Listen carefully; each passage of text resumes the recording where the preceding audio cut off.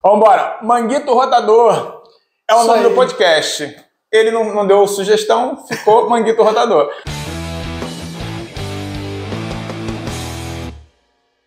E vamos embora para o nosso tema de hoje, que é o esporte. Ele deixa de ser saudável ou não no alto rendimento? Se apresenta aí, conta um pouco pra gente, Elcio. Fala, galera. Isso aí. Fala, galera. Bom, acho que a maioria já me conhece, né? Quem já segue o Instagram aí da Físio Vital, já acompanha um pouquinho do meu trabalho, né? Já me segue também pelo Instagram. Sou fisioterapeuta, trabalho não só com terapia intensiva, mas trabalho com reabilitação voltado para a área esportiva e trabalho também, estou fazendo minha certificação por medicina esportiva pela FIFA. Então hoje a gente veio aqui para falar sobre um assunto que é muito polêmico, né? A gente vê muita reportagem aí, e a gente vê que a galera tá se matando nos treinos aí, mas às vezes não tem uma estabilidade articular, não tem uma estrutura muscular, e aí pode levar às outras lesões, né?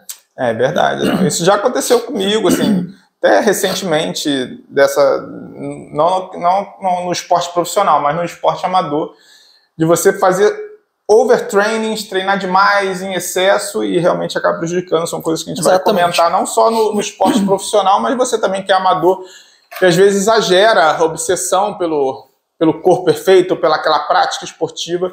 Isso de repente pode não ser tão legal assim. Às vezes descansar, se alimentar bem pode ajudar bastante. Eu tenho algumas declarações a fazer aqui de coisas que eu fui melhorando com o tempo, com a venda que dava errado, os problemas, e fui buscando ajuda, como hoje eu tenho aqui o Alan para me auxiliar nessa parte de fisioterapia, que até um pouco tempo atrás eu não tinha, né? Então tudo isso colabora. Então vamos embora para o nosso tema. Fala um pouco, que a gente possa falar um pouquinho dessa parte primeira, que é do esporte saudável, né? Então, assim, pelo que eu entendo de esporte, sempre os antigos e tudo mais sempre comentam que, assim, o esporte em alto rendimento não é saúde, né? Eles não é porque você extrapola, você tem que chegar no seu limite, o máximo que você conseguir, e se manter lá em cima, você tem que estar fazendo muito. Então, provavelmente não é saúde, pelo menos é um consenso geral que eu escuto da maior parte das pessoas. É muito importante a gente separar os tipos de atletas, né? Aquele atleta amador, aquele atleta de final de semana. A gente até tem um vídeo já falando sobre o atleta de final de semana e o atleta de alto rendimento, tá? Então, quando o atleta ele é de alto rendimento, ele faz uma periodização do treino dele. Então, ele separa o treino dele. A gente falou um pouquinho sobre isso também em algum outro vídeo. A gente tem que periodizar o treino para que as lesões não comecem a aparecer e esse tempo de atleta profissional, esse atleta de alto rendimento, esse tempo não seja muito curto. Então, é muito complicado quando a gente pega um atleta de alto rendimento com uma má periodização. Ele está cheio de lesões, ele está com a musculatura toda machucada, e a gente tem que fazer um trabalho um pouco mais específico, e aí ele começa a perder rendimento, e aí o cara vive disso. Então, o atleta de alto rendimento, ele vive do esporte. Exatamente. Então, até tem uma declaração do Kaká, não sei se eu já tinha comentado com você. Já. Que ele fala que perguntaram a ele qual era o maior arrependimento dele na profissão. Ele disse que o maior arrependimento é não ter conhecido o fisioterapeuta antes. Exato. Tá? Então, não que as outras profissões não sejam importantes, mas quando a gente pensa no atleta de alto rendimento, é uma equipe multidisciplinar. Se falta um aporte proteico, um aporte nutricional, ele também pode levar a algumas lesões musculares, né? Não só muscular, mas entre outros de tecido mole, né? Sim. Mas o atleta amador, ele não vive daquilo. Ele não vive daquilo. Então, quanto de empenho para ele vai ser suficiente? O cara tá ficcionado, precisa treinar, tem aquela gana, né? Aquela coisa de treinar. Mas e aí? Por exemplo, você faz você treina o jiu-jitsu e tênis. Jiu-jitsu e tênis, mas você faz um trabalho muscular antes, né? Você faz uma academia. A gente conversou sobre os treinos de mobilidade, você começou a fazer. Essa semana realmente doeu bem menos o meu ombro. Pelo exercício de mobilidade, eu coloquei mais exercício de mobilidade, coloquei mais exercício de ombro. E foi com baixo peso, então com peso de 3, 4, 5 quilos ali, um cotonetezinho bem leve, eu consigo fazer com mais, mas aumentei a repetição com ele levinho, fazendo devagar, e realmente ajudou, melhorou bastante o pêndulo e tudo mais de elevação lateral. No último podcast, você até mostrou, né? Eu falei do pêndulo de Koopman, né? Que são os exercícios pendulares, e aí você gravou até um vídeo fazendo, e estava certo, é aquilo lá. O exercício pendular, ele tira a compressão articular. Então, no ombro, pensando no ombro, o ombro é uma articulação muito dinâmica. Então, teoricamente, se a musculatura não está fortalecida, ela não está bem estabelecida, a gente tem um sério problema de instabilidade articular. Sim. E aí, como é que a gente acha que tá? Você vai na academia, a maioria das pessoas, você acha que estava, eu achava que estava, eu faço exercício de ombro sempre, mas não estava bom, realmente não estava bom. De repente, o que você falou da periodização, ou quando fazer, quanto tempo você indicou, faz antes de começar os treinos, aquece melhor, faz um trabalho maior de mobilidade. Às vezes eu fico 15 minutos, 20 minutos antes de começar a treinar por conta disso sempre passou. E às vezes a gente acha, pelo menos a maioria das pessoas falam, eu vou na academia, eu faço academia, cara. Eu continuo, mas eu vou na academia, porra. Exatamente. Mas assim, o atleta, por exemplo, o atleta amador, que é o que a gente pensa nós meros mortais, né? Sim. A gente gosta de jogar tênis, a gente gosta de fazer um treino de Gil, a gente joga tênis de manhã, joga tênis à tarde, um jogo de tênis teu dura o quê? 2 horas? É por aí. Aí à tarde você vai lá, bate bola de novo, no dia seguinte você vai lá, bate bola de manhã, bate bola à tarde. Não tem um treino específico para aquilo, entendeu? Então a gente precisa fortalecer a articulação, quadril no tênis é extremamente importante. Tem feito medicine ball que ajuda. Isso, muito bom. Para quem não sabe, aquelas bolas têm um peso, né? Ela tem um peso, então a mobilização de quadril para aquilo lá, fazer a dissociação de tronco relacionada ao quadril, é ótimo fazer aquilo, tá? Porque a gente tira a compressão articular, mas também prepara a musculatura daquela região. Então é ótimo fazer isso, tá? A gente tem até alguns atletas... Aumentou potência, assim, é engraçado, porque aumenta também a potência. Eu tava vendo, como eu gosto, eu estudo muito sobre isso, e vejo alguns vídeos sobre isso. O André ainda vai ser fisioterapeuta, tá? Falando pra vocês. Já fiz tanta coisa, fisioterapeuta não dá não. Mas eu gosto, tem um cara que eu sigo que é Fit for Tennis, Fit 4 Tennis, um cara lá da Califórnia. Pô, bom, o cara faz vários exercícios com a medicine ball dentro da quadra, então às vezes o cara manda o cara dar as porradas na parede, subir em cima dos negócios, depois pega a raquete e bate. Uhum. Pô, e aumenta a potência, realmente ajuda essa parte articular, é muito bom medicine ball. É porque acreditam que no tênis, por exemplo, a gente só precisa de força no ombro para fazer o pessoal acha que é o braço. Exatamente. Não é, a menor coisa é o braço. Exatamente. Então, vem toda uma cinética que vem, uma biomecânica e cinética que vem desde lá dos pés. Lá do pé. Posicionamento do pé, posicionamento em relação à quadra.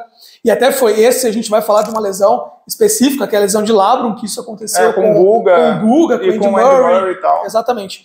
Então, esse tipo de adaptação, esse tipo de treino, ele gera uma força cinética que vai potencializar o teu gesto esportivo. Então, é o que a galera não se atenta a isso. Então, um jogador de futebol, mas o cara tem uma rotação de joelho, uma rotação interna, mas o cara só joga bola de final de semana. É um atleta amador, joga lá de quinta, de domingo, mas ele não faz uma preparação para aquilo. Sim. Então aí, eu começo a evoluir para as lesões. Não sei porquê, mas estou com uma dor no meu joelho, não passa, coloquei gelo, já tomei um anti-inflamatório, mas não vai adiantar mesmo. Não tem uma preparação articular, não tem uma preparação muscular, e aí não gera uma cadeia de lesões, né? Exato, não. É bem complicado. Levando até para o início dessa parte do amador, que eu lembro, que eu fiz assim, o primeiro ponto que eu fiz, que começou a mudar um pouco dessa parte, foi a alimentação. Foi onde eu comecei. Não sei se era o melhor ou o pior, talvez deveria começar primeiro com a fisioterapia, mas o primeiro foi a nutrição. Quando eu comecei a aprender a comer melhor, a comer certo, aí foi a primeira transformação do meu corpo. Assim, eu era um pouco mais gordo, tá? Assim, um pouquinho cheinho. Era um pouquinho cheinho. Adoro falar isso. Eu tenho cara de traquinas, mas eu até tirei a barba, olha, eu quero a barba. Tem um pouquinho cheinho, então o cara acha que é forte, tá cheio. Treino, vai pra academia, não sei o quê. Aí eu falei, cara, mas eu não perco. Porra, eu como bem, como é que eu não como bem? Tem salada no meu prato, tem arroz, feijão, pô, tem lá porra, por que eu não... Aí eu fui aprender a comer. Então foi a primeira grande mudança, foi a alimentação. De balancear a quantidade junto com os treinos. O que você faz? Esse tipo de treino aqui, então tá. Então você tem estímulo em determinado horário. Como é que é o descanso? Aí depois a parte do descanso também, de dormir. de recuperar o corpo. Então, esse primeiro, para mim, foi o início. E lembrando que a nutrição, ela tem que ser levada em consideração uma coisa diária, né? Uma quantidade diária de cada nutriente que você precisa comer, mas isso ser adaptado ao teu treino. Sim. Então, por isso a importância do nutricionista, tá? Então, não é, mas eu tô tomando whey protein depois da academia. Mas a quantidade que você está tomando é ideal para o seu treino, para o seu gesto esportivo, para aquilo que você faz, para o teu consumo metabólico? Às vezes não é. Então, a gente precisa trabalhar isso também. Quanto você come de carbo, de proteína...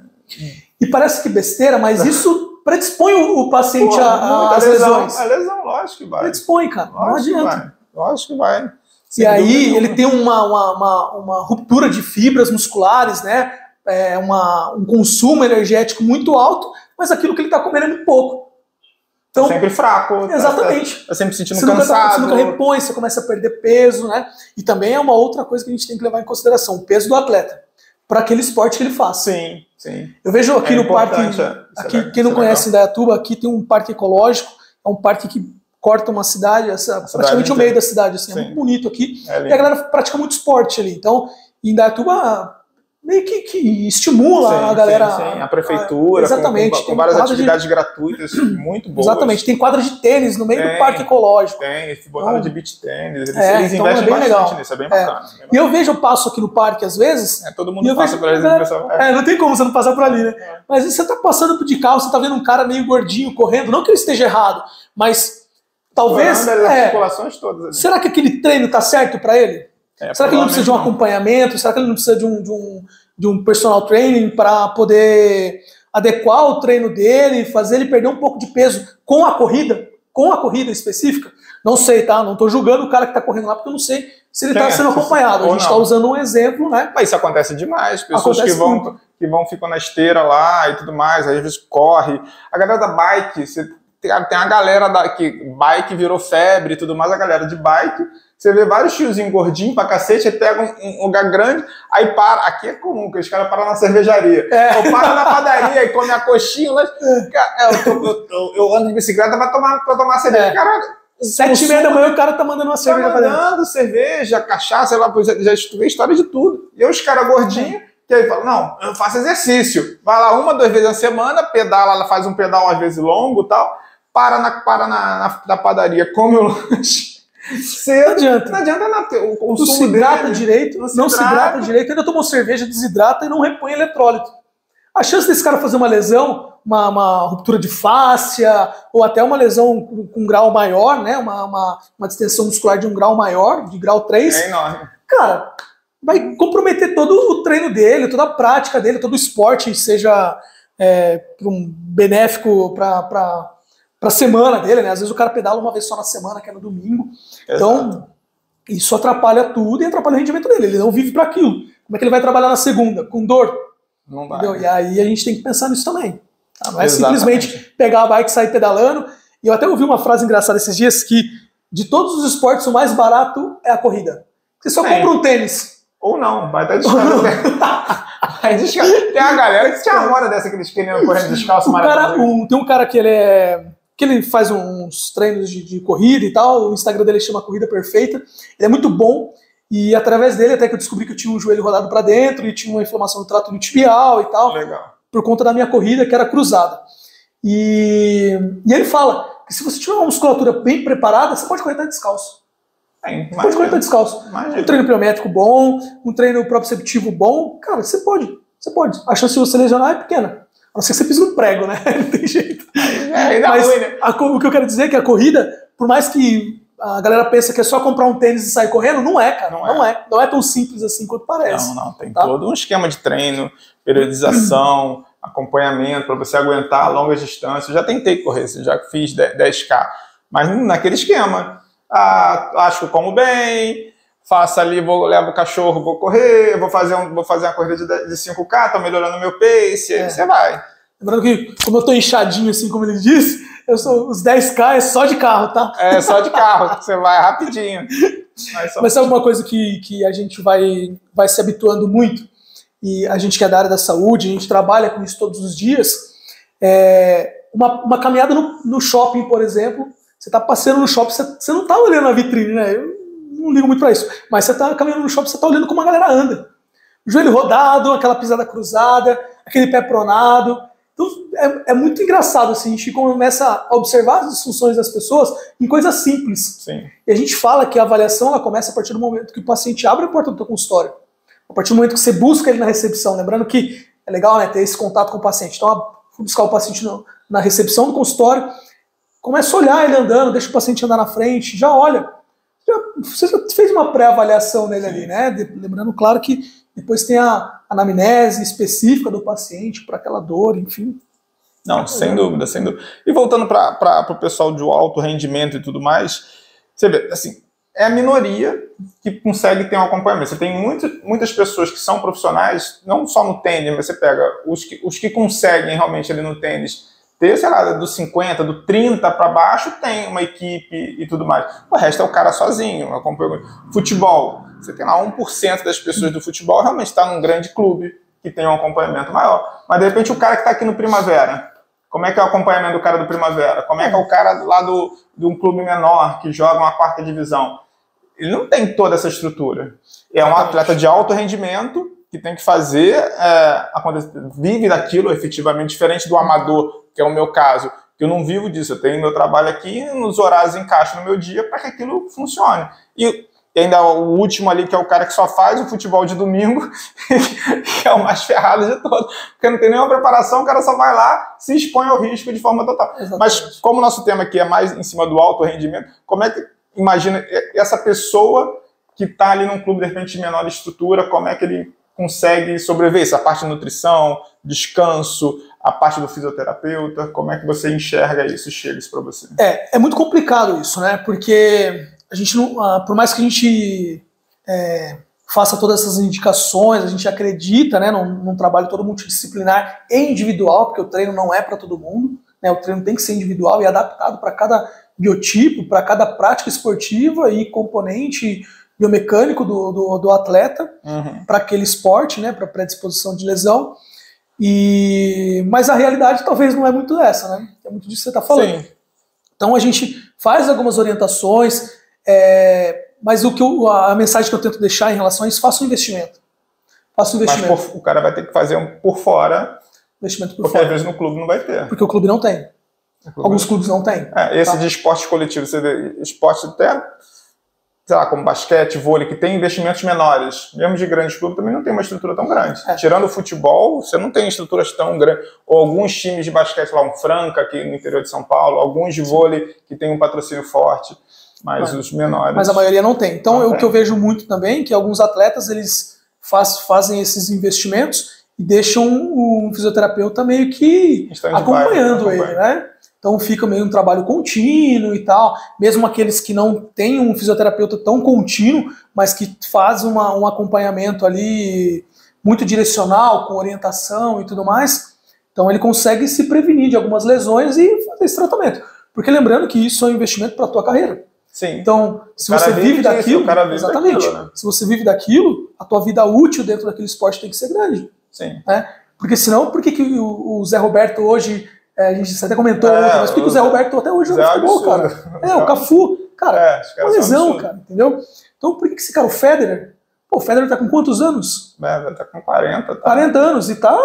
Bem, tá fininho, tá bem, entendeu? Não tem lesão, para uma lesão, fez um tratamento de uma lesão aí, acho que uns 3 anos atrás, 2, 3 anos atrás. Mas ele parou porque cansou. Cansou, entendeu? Chegou o tempo dele, acreditou que era o tempo dele. Agora, por que outros atletas se dispõem tanto às lesões? E às vezes com 30 anos estão parando de praticar o esporte no alto rendimento, né? Sim. Então isso é um grande problema, cara, um grande problema. Pensando um pouco nisso, a questão do Guga, que é um dos pontos que a gente colocou aqui, já que você falou do Federer, a questão do Guga e do Murray, né? Você tem lá o Guga na parte do quadril, do movimento que ele fazia, e não tinha esse conhecimento todo sobre a fisioterapia. Exatamente. Mas e hoje ele tem dificuldade absurda. O Guga mesmo, se a gente parar para pensar, ele teve uma vida profissional muito curta. Foi. Muito curta.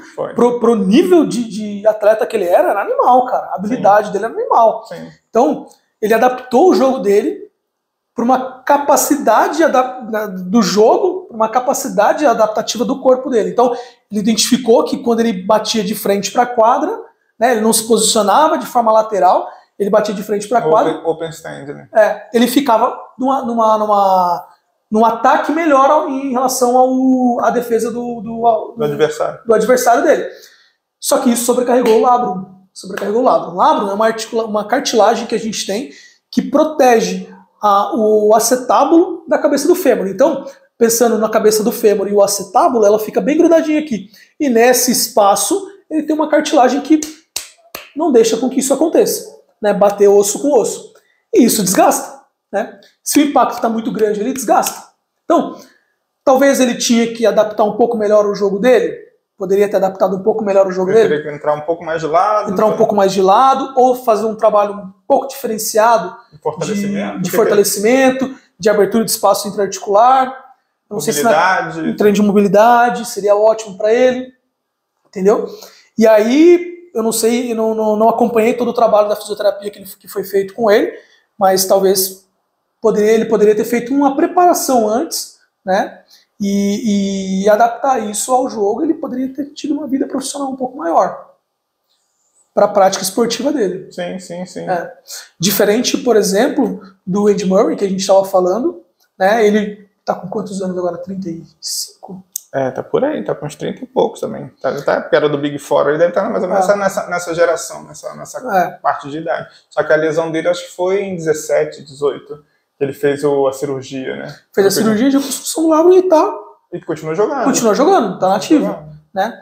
O Nadal também operou, fez uma cirurgia de quadril. O Nadal tá até parando, ele tá em Monte Carlo ali, mas estava, pela reportagem que eu tinha visto ali, eu acho que ele não está conseguindo realmente retornar, tá com dificuldade. E acho que foi em 2016 ou 2017 também, o Felipe Toledo, um campeão mundial de surf, acho que ele chegou até a ser campeão mundial, mas o cara era animal e tal, e se não me engano ele machucou lá em Nazaré, Portugal.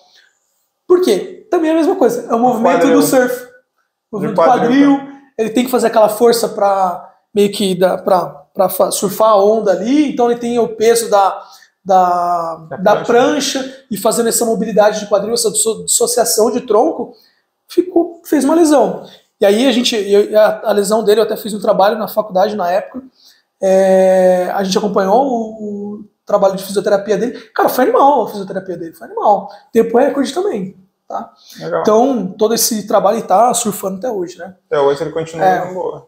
E hoje, né, graças às evoluções aí, terapêuticas, tecnológicas, a gente tem uma porrada de coisas que a gente consegue adaptar, né, à nossa reabilitação, que facilita muito mais. Sim. Então, hoje tem alguns aparelhos que ele mede a temperatura, ele afere a temperatura da região, então ele funciona como uma câmera, ele identifica um ponto de inflamação ali, pela região, pelo acúmulo de calor. Então ele consegue identificar ali, a gente consegue tratar de forma um pouco mais específica, né? Entendi. Então tem as aplicações que a gente consegue fazer por eletrólise, mas feita pelo ultrassom, então a gente faz ultrassom na região, faz a aplicação direto na lesão, então tem todo um trabalho evolutivo, né? Além das reposições de plaquetas enriquecidas, né? O plasma rico em plaquetas. Então também hoje já é regulamentado no Brasil e já é utilizado, mas há um tempo atrás também não era. Não era. Então era uma coisa que era associada à recuperação desses atletas. Então diminuía a chance das lesões, recuperava muito mais rápido. Né? E lembrando que todo esporte, o atleta ganha muito bem, pensando de forma financeira, o atleta ganha muito bem, mas gira um dinheiro muito maior em cima disso, em volta disso. Tem patrocínio, tem incentivos, tem interesses, então dentro disso roda muito dinheiro. Então, uma coisa que se desenvolveu muito rápido nos últimos tempos. Sim, sem dúvida, não. É impressionante. Tinha também o caso do Ronaldo, que você tinha comentado, da gente falar um pouco também sobre o Ronaldo, que é da época ali mais ou menos do Guga, um tempo atrás, e teve essa questão do fisioterapeuta que conseguiu recolocar das lesões que ele tinha no joelho e tudo mais, né? Exatamente. A gente brinca, né? Fala que o fisioterapeuta brasileiro ele é extremamente criativo. Bastante. Extremamente criativo, porque apesar da tecnologia na reabilitação hoje, é muito caro aqui no Brasil. Então tudo isso, todos esses aparelhos, as cadeiras cinéticas, é tudo muito caro. Então quando a gente pensa numa reabilitação, a gente tenta sempre adaptar com alguma coisa. E, cara, o Filé, o Nilson Petroni, um abraço para ele, fez um trabalho de fisioterapia com o Ronaldo que elevou o nível da fisioterapia no Brasil. Foi inovador na época. Foi inovador, cara. Ninguém acreditava que ele ia conseguir voltar. Exatamente. Ele fazia 11 horas de fisioterapia com ele por dia, cara. Era intensivo. Intensivo mesmo. Absurdo. Aí vai falar, porra, mas aí se a gente parar pra pensar, 11 horas de fisioterapia, será que tá sendo saudável? Será né? que é bom? O tema do nosso podcast. Aqui, né? Será que é saudável fazer 11 horas? Mas aí que tá, ele periodizava o tratamento dele. Então, não era 11 seguidas. Não era as 11 seguidas. Então, pensando na atleta, né, o Ronaldo, ele tinha uma cadeia muscular já pré-definida, né, já muito estabelecida ali. Então, o trabalho dele foi para não enrijecer o joelho e tudo mais. Naquela época, pouco se acreditava, né, tinha poucos estudos falando sobre a mobilização precoce, que hoje a gente defende muito mais, diminui o tempo de recuperação do atleta, diminui as chances das capsulites, do enrijecimento, das artroses e afins. Mas naquela época não se fazia tanto isso. Então, para a época, foi inovador tudo que o Filé fez, né? Então, colocava ele de manhã, era um treino de força, logo próximo do almoço, um treino de mobilidade, e à tarde ele ia para a piscina. Então, todo esse trabalho que ele fazia na piscina. Diminui a sobrecarga, por conta da força do empuxo e tudo mais. As forças, as tensões da água ali não deixavam ter impacto na articulação. Então, ele fazia as mobilizações ali. E, assim, só... Por conta da lesão, ele não parou de jogar. E o Filé depois tratou uma porrada de atleta, cara. Sim. Um monte de atleta depois. Inclusive o Romário também, né? Agora que eu botei ao vivo. Burrão. Esqueci de botar ao vivo. Agora tá ao vivo. Revendo e aprendendo. Eu apertei esse botão aqui, ó. Comecei a transmissão, não botei ao vivo. Burro pra caramba.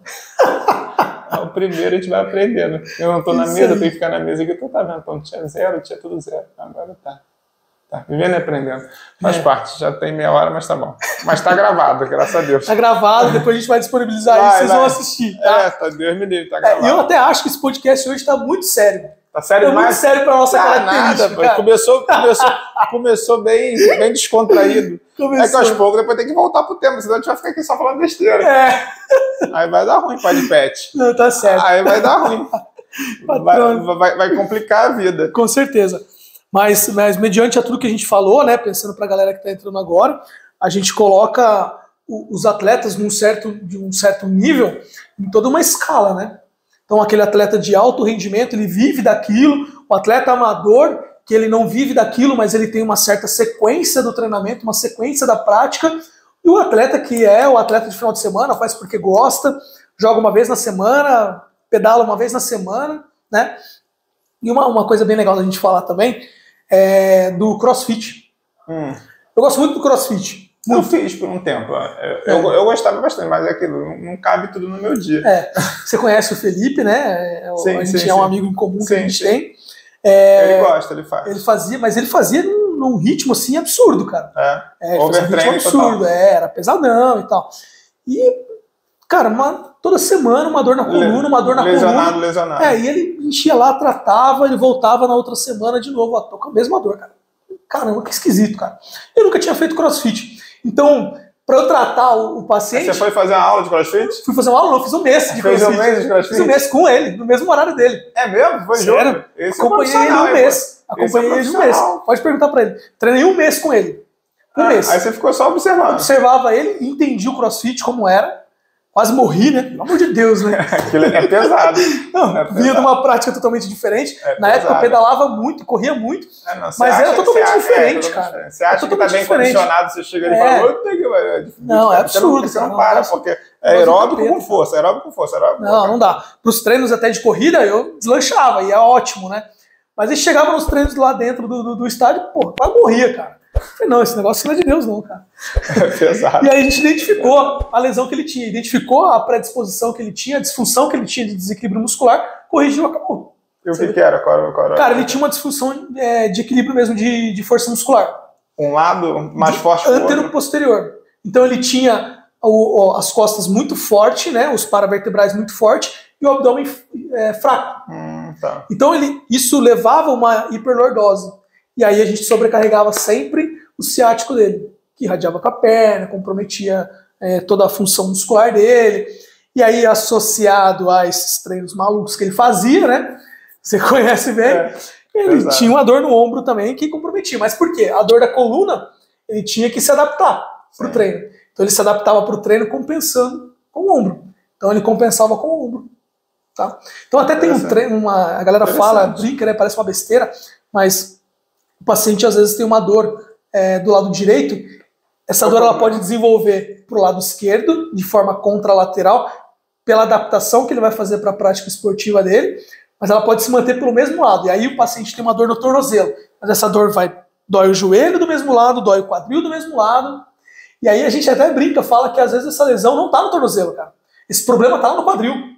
Tem lá de cima. Está lá no quadril. O mau posicionamento do quadril faz com que esse paciente entre uma perna, faz um movimento cruzado na passada da corrida, que evolui todas as tendinites, né, desfibulares, as famosas canelites, né, que é um grande problema nos corredores. Tem e até um tema legal para a gente falar sobre isso. Então até quero desafiar a galera aí, comentar aí embaixo aí os temas que vocês querem, né, que a gente fale, para que a gente possa trazer aqui um conteúdo mais enriquecedor para vocês e fazer a adaptação daquele treino. A gente adaptou o treino dele, fez o fortalecimento muscular, acabou o problema dele. Mas você não chegou a conhecer ele nessa época, né? Não, eu vejo ele fazendo lá no clube. Mas ele era fortão, cara, ele era fortão. Então, você olhava para ele e falava, pô, mas ele tem força muscular. Mas será que ele tem força muscular ou ele tem tonicidade muscular? Entendeu? Ele tinha uma qualidade muscular específica pro treino que ele fazia? Não tinha. Pro tanto de carga que ele botava lá. Não tinha, entendeu? Ele tinha ele tinha uma força muito grande, ele tinha uma qualidade muscular boa, mas ele não tinha resistência muscular. E a gente usa, pro CrossFit, a gente usa muito mais resistência muscular do que força muscular. Claro, tem força muscular. E o CrossFit tem que ser um pouco inteligente, porque é um negócio muito competitivo. Você compete com o cara que tá do teu lado ali. Às vezes tem mulher que bota mais peso que você. E você tem que entender onde você tá ali na fila do pão. Você não pode simplesmente chegar ali e, porra, aquela mulher tá botando... Mas de repente ela treina mais tempo que você, de repente ela, sei lá... Toma um suco. Toma um suco, você não toma, tá ali garotão, começando, primeiro mês. Cara, eu nunca tive lesão no CrossFit. Passei 2 anos, quase 3 anos fazendo, nunca tive. Mas eu chegava lá e falei, cara, eu vou botar no meu limite. Eu vou fazer o peso que eu aguento. Às vezes eu via a mulher botando muito mais peso que eu.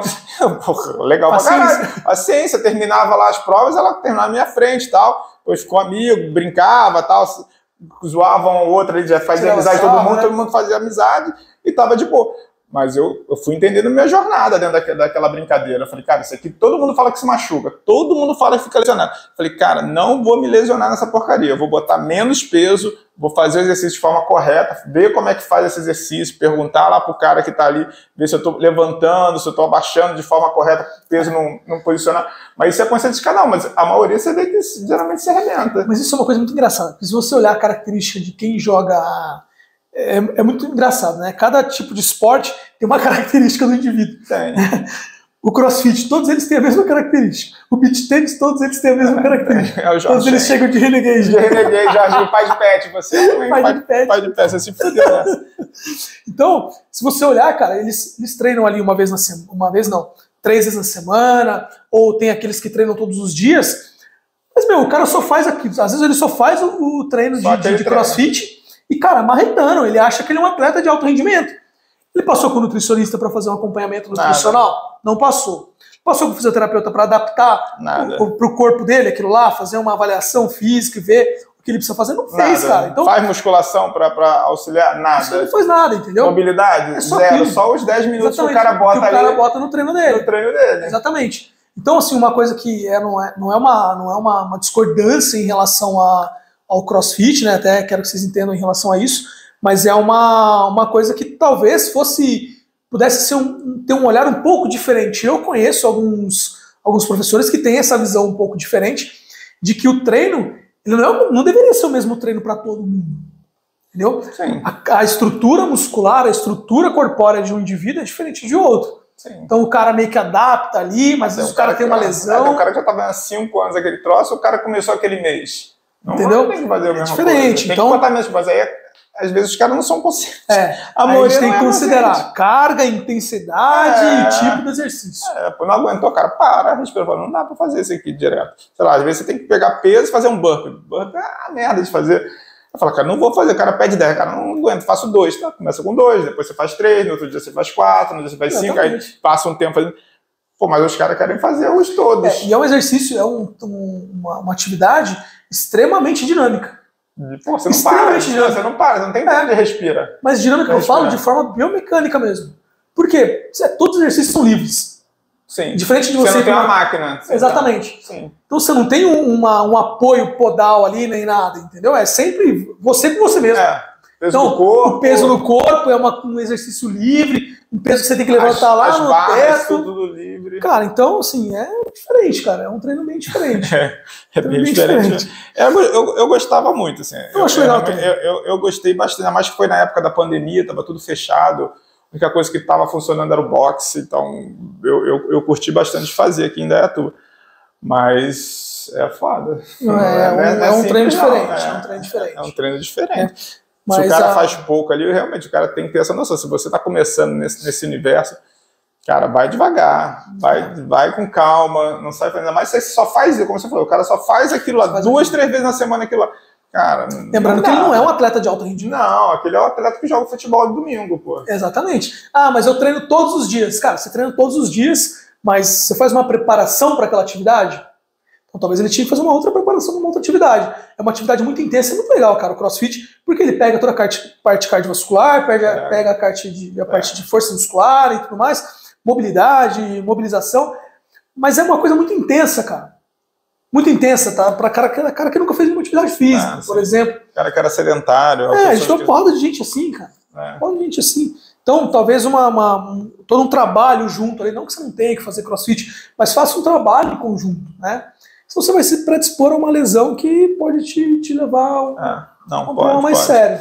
Puxando um gancho um pouco disso aí que você está falando, assim, do meu lado, assim, do que eu falei ali no início e que eu fui aprendendo com a idade, com as lesões, conversando com você e passando desde o tempo que eu passo ali no Bernardo Maia lá, que é o meu nutricionista, até você que trata de mim.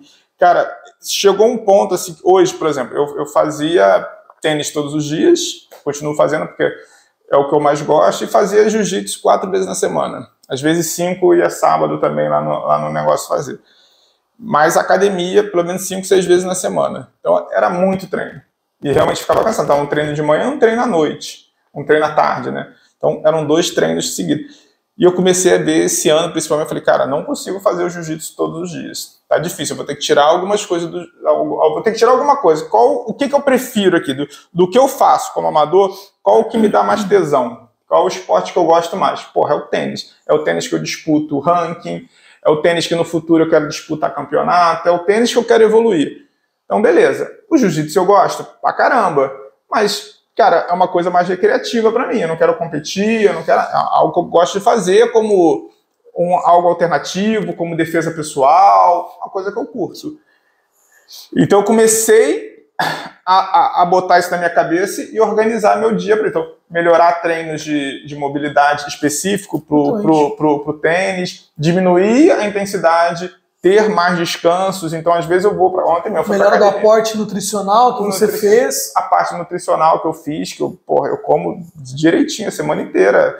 A minha ração, é uma ração. Ele chegou, ele tirou a foto, minha postou lá. Entra no Instagram lá que vocês vão ver. A minha foto lá. Bem fedido, cara. Cara, fedido não. É ricota ou era frango, ricota, frango, o negócio tudo mexido.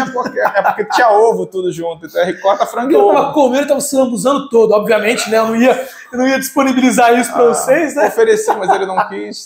Deus me livre, cara. E uma torradinha lá de pão australiano, que às vezes é muito fresco, né? Então, vamos dizer fresco. É fresco demais, mas foi o que resolveu, cara, assim, pesar a comida, botar isso melhorou bastante. E essa consciência do que você quer fazer, qual o esporte que você quer seguir. Não adianta querer fazer tudo. Você não vai ficar bom em tudo e você vai se machucar. Então eu tava me lesionando, tava cansado, acordava cansado. Então foi um ponto que eu diminui a produtividade do seu trabalho. Diminui, às vezes você chegava cansado demais. Aí você chega em casa, você não rende com a tua esposa, você não rende com teus filhos. Não, tô sempre cansado. Eu quero jogar no sofá e ficar, porra, não aguento mais nada. Não lembro nada. Não tava legal. Então eu diminuí um pouco isso e acrescentei mobilidade e a medicine ball, algumas coisas que eu tô bem, consigo treinar todos os dias de manhã tênis, fazer os jogos e tô me sentindo melhor. E uma coisa que a gente tem que levar em consideração também, o André, ele já passou dos 40 anos, não é? Te denegrindo a tua imagem, André. Não, mas a gente... Vou com 45 esse ano. A partir dos 30 anos, a gente começa a ter um declínio hormonal ali, né? Então, os 30 anos ano a ano só vai caindo um pouco mais. Então, o André também passou, fez todo um acompanhamento endócrino e tudo mais. Também, então, chegar nessa parte, é um cara totalmente diferente, fora da curva, para aquilo que ele faz, né? Não é um ganha-pão dele, não é com aquilo com o que ele depende para viver financeiramente, mas é uma coisa que o rendimento dele no trabalho, o rendimento dele com a família e tudo mais não é comprometido por conta do esporte. Não. E muito pelo contrário. Não. Ele chega aqui, eu chego aqui às vezes 8 horas da manhã, ele tá todo animadão. Pô, já joguei tênis, já fiz minha musculação e eu tô lá zumba ainda. Acordando, mas porra, acordar 5 horas já tô de pé. Pô, hoje eu fui treinar às 6 horas da manhã, tá maluco. Pelo amor de Deus, não, cara. 6 horas da manhã eu tô dormindo. Eu já tava na academia, eu já tava treinando. Mandou fotinho. Tô na academia aqui, ó lá. Isso não é hora de Deus, não sei o quê. Eu falei, pô, tô cansado de estar aqui já. Eu não rendo muito de manhã, cara. Meu sono é muito ruim. E eu durmo muito pouco. Mas é que você faz plantão, tem essas coisas todas. Então a gente tem todo o ciclo circadiano todo atrapalhado, né, cara? Fica mais bagunçado. Por um tempo até meu cortisol ficou bem alto, tive que fazer todo um acompanhamento também legal. Mas tudo isso compromete o nosso rendimento diário, cara. Então, às vezes, 6 horas da manhã não é um horário que eu quero treinar, não é um horário que eu vou render na academia. Sim, tem que ver o que funciona pra você. Pelos estudos e tudo mais, o melhor horário é de manhã. Sim, você tem um pico de testosterona e tal. O melhor horário é de manhã, mas se você não consegue ou não se sente bem nesse horário, você faz em outro que você se sente mais confortável, que se adequa à sua rotina de vida, né? Pra mim, funciona ali de manhã ir pra academia. Às vezes eu tenho ido menos, às vezes eu faço mais específico de tênis, às vezes eu acordo cedo, 6 horas da manhã, tô lá treinando saque. O professor de tênis nem chegou ainda. Nem o cara que arruma a quadra chegou ainda.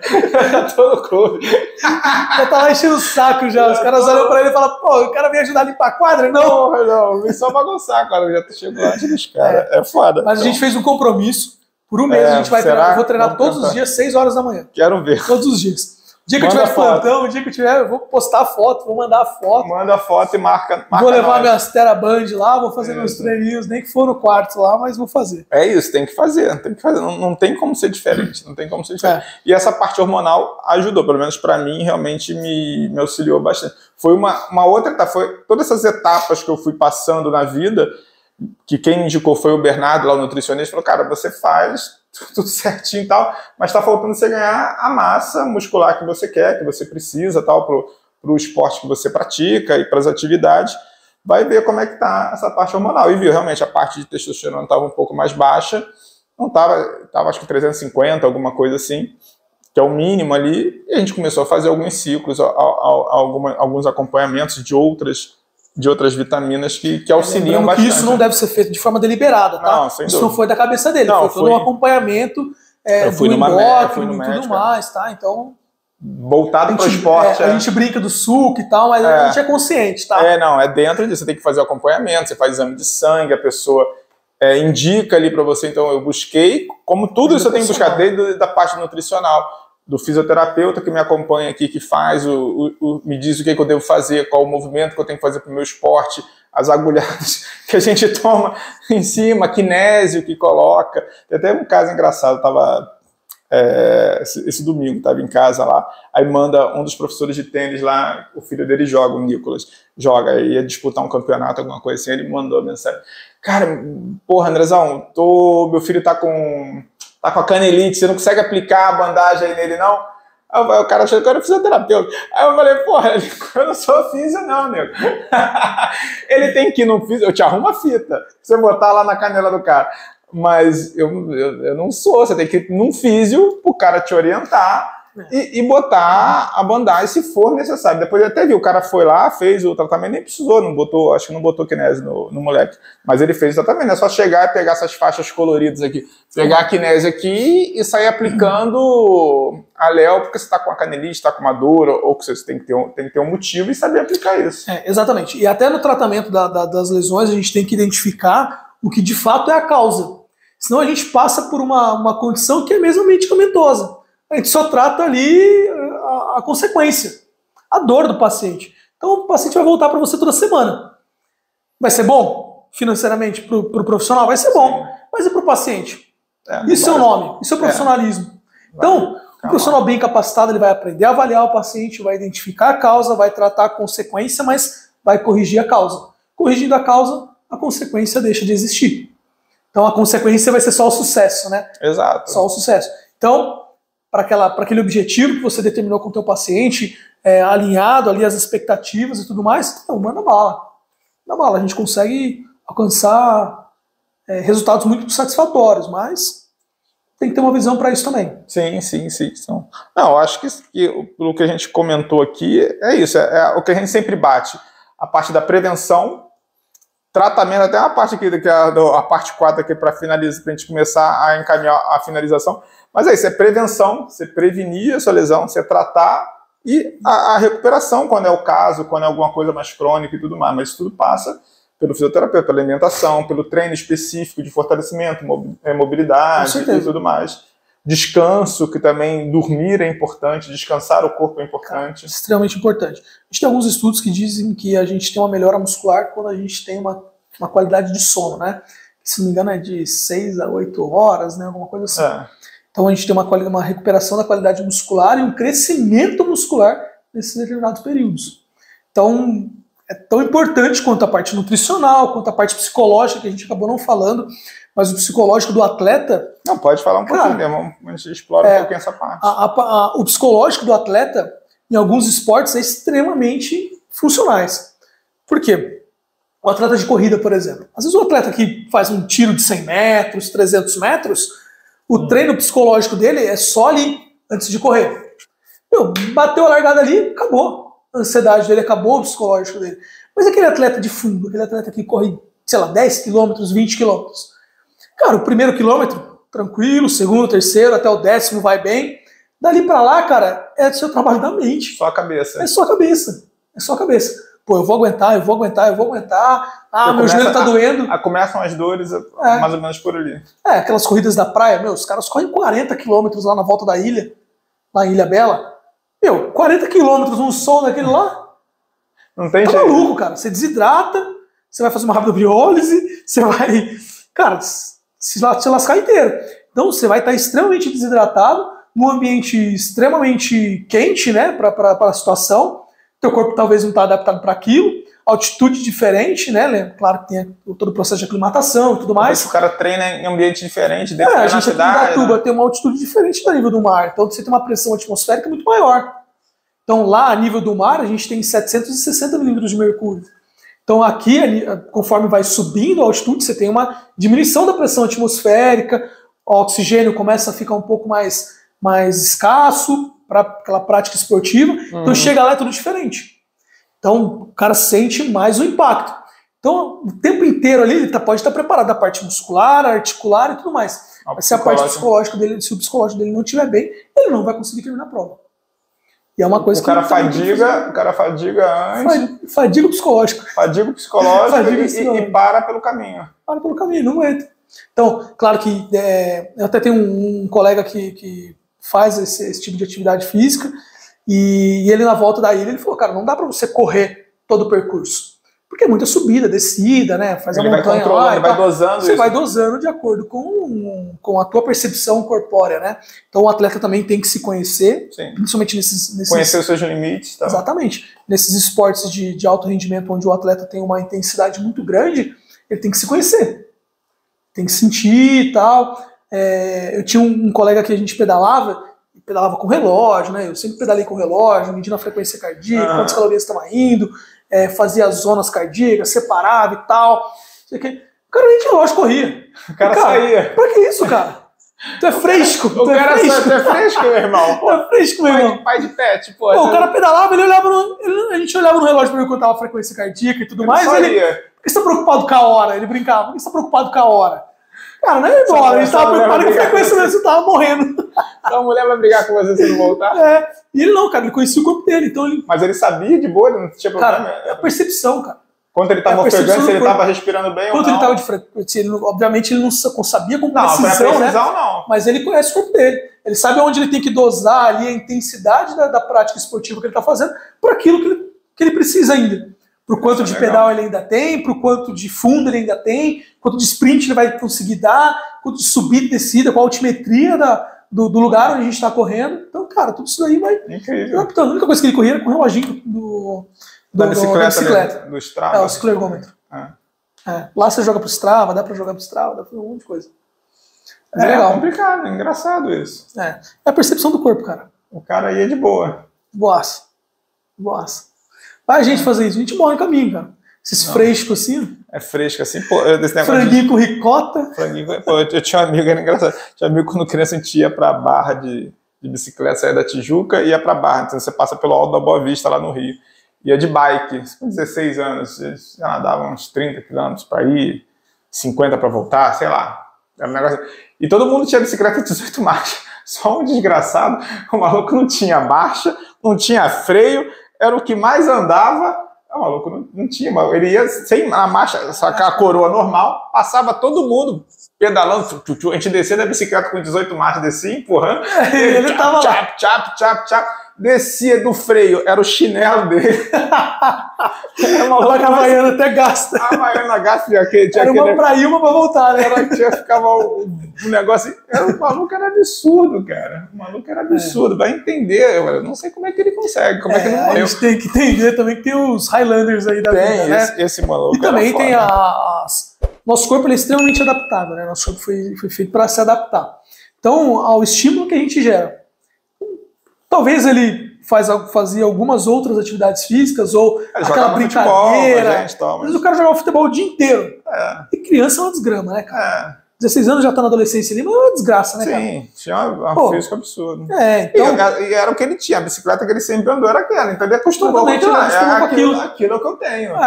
Eu que era Nutelinha tinha 18 marchas. Os cambitos finos? Os cambitinhos finos, aí eu um pouquinho cansei. Aí tira, eu vou empurrar. Tomar uma aguinha. Eu tomar uma aguinha, pega aqui o squeeze e Gatorade.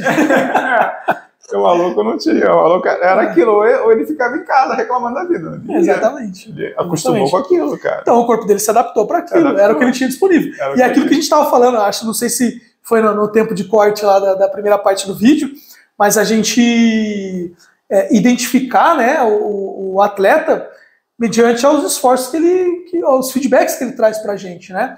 Então, como a gente vai trabalhar esse atleta, como a gente vai predispor ele a isso, e aí a gente consegue se ajustando de acordo com a necessidade dele, né, ao estímulo que a gente está gerando para ele, a resposta que ele vai estar devolvendo para a gente. Não, sem dúvida, sem dúvida.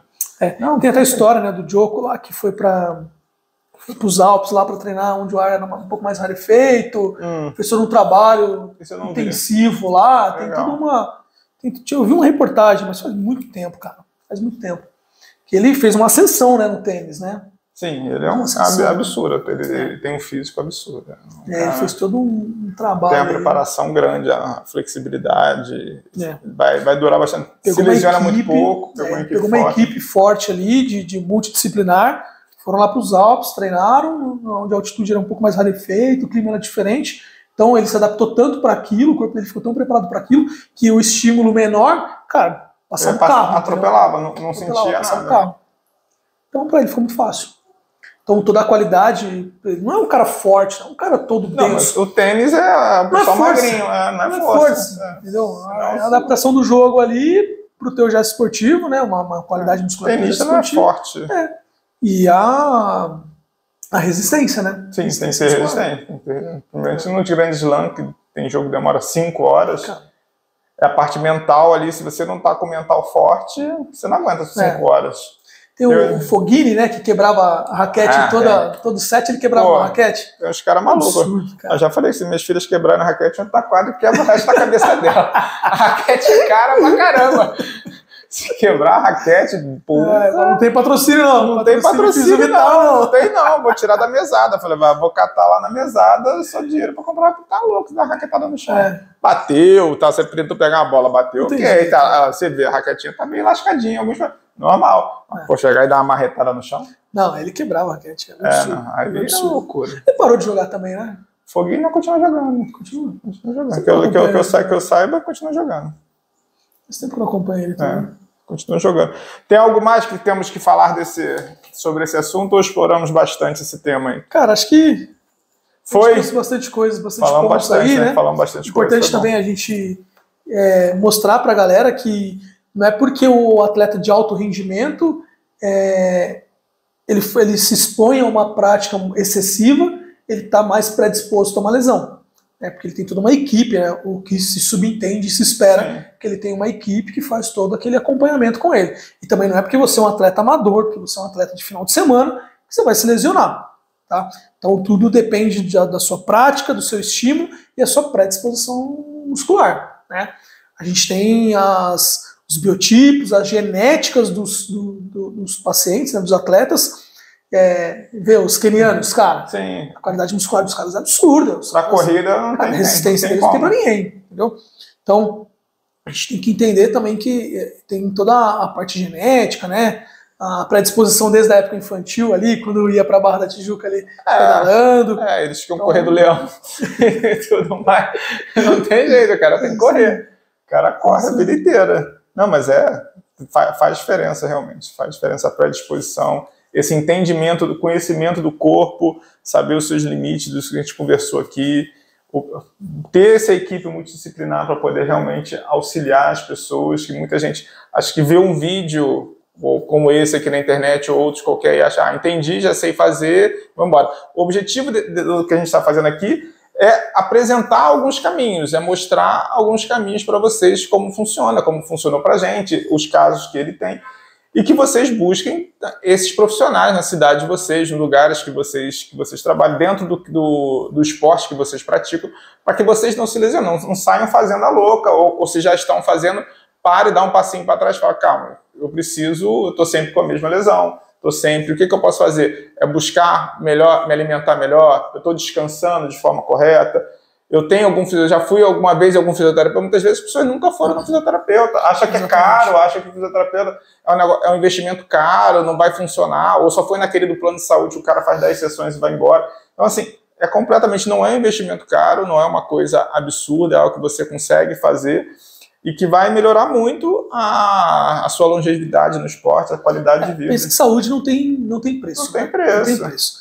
Então, qual é o valor da tua saúde em relação àquilo que você precisa, o quanto você disponibiliza disso, quanto você precisa disso, mas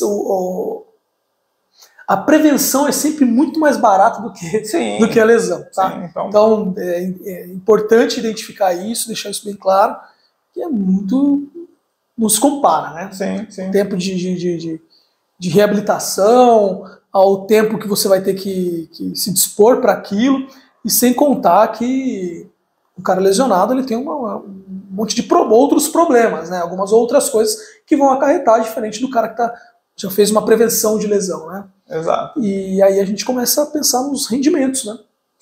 Os rendimentos. Você melhora o teu rendimento esportivo, uma prevenção de lesão, eu até ministro um curso de prevenção de lesão.